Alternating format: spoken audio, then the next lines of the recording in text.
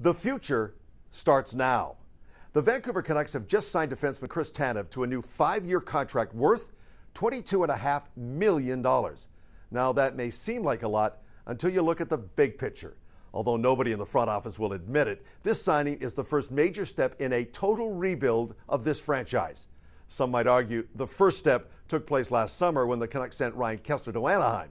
But in reality, that was more of a cleanup. Again, nobody in the front office will admit it, but the priority this season has not been to win the Stanley Cup. Instead, it's been to regain the trust of the fans, something the Canucks have certainly done.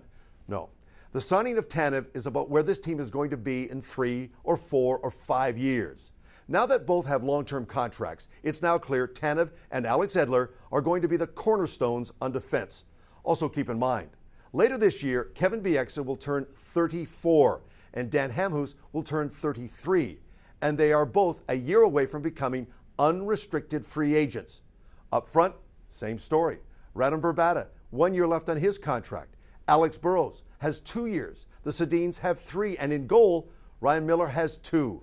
In all, those 6 players now eat up over $34 million in cap space. So do the math. The good news is the Canucks have already laid down a solid foundation for this rebuild.